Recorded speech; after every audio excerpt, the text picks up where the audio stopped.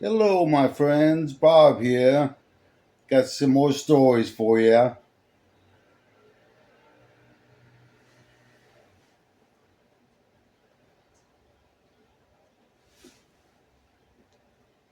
This one is called The Cosmic Traveler. In the vast silence between galaxies, there drifted a being older than the first light. They had no name in any tongue that still echoed in time, so the few who glimpsed him simply called him the Cosmic Traveler. For uncounted eons, it has wandered the infinity corridors of existence, watching stars ignite like nervous brats, feeling black holes sigh as they drank entire civilizations, swimming through the slow, golden rivers of dying universes. It has tasted every flavor of immortality, the gold diamond internal of pure thought, the warm looping dream of reincarnation cycles, the velvet hush of absolutely non-being between big bangs. And yet one sensation has always remained sealed away, locked behind the fragile membrane of mortality. Death.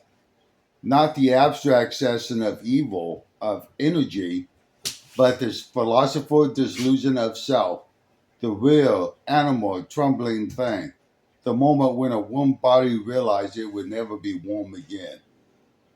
So one quiet cycler, the traveler made a choice. It folded its boundless light into a narrow prism of flesh. Choose a small green, blue word in a yarn sparrow arm. Picked an ordinary human vessel, middle-aged, weary, lungs already touched by too many winters and Portland's rain. No fanfare, no prophecy, just a soft landing into skin that remembered pain. How it felt in the final hours.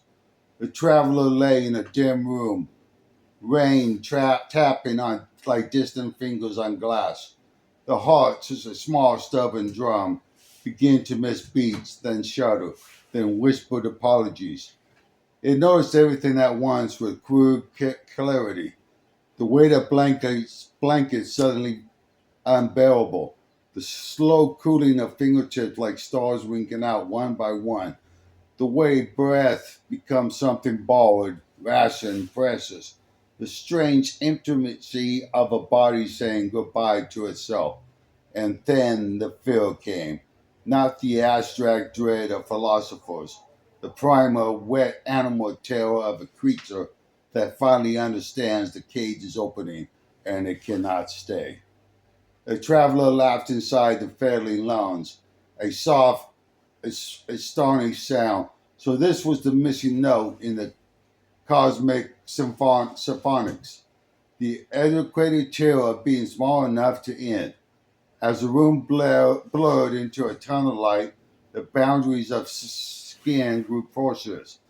Nubula licked through veins, the pulse of distant quasars thrumming in the slowing blood. The traveler saw the golden ring of transition opening before it, just as legends whispered. And another portal vibrate, calling, yet now it understands where mortals weep at beauty.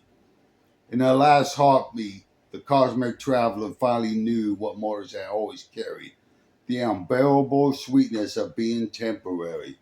The body sighed at last. The room went still. Rain kept falling. Somewhere behind the veil, the traveler, whole and radiant, once more paused. It lifted one luminous hand to where a human heart has one beat, and for the first time in forever, it bowed its head in quiet reverence. Because now it understood. Death was not the opposite of eternity. It was the most beautiful, fragile crown in eternity's crown. Fragile jewel in eternity's crown. And having tasted it once, the cosmic traveler never needs to taste it again. Yet it carried the memory like a secret scar, a tender reminder that even the infinity can be pierced by something so small as a single trembling goodbye.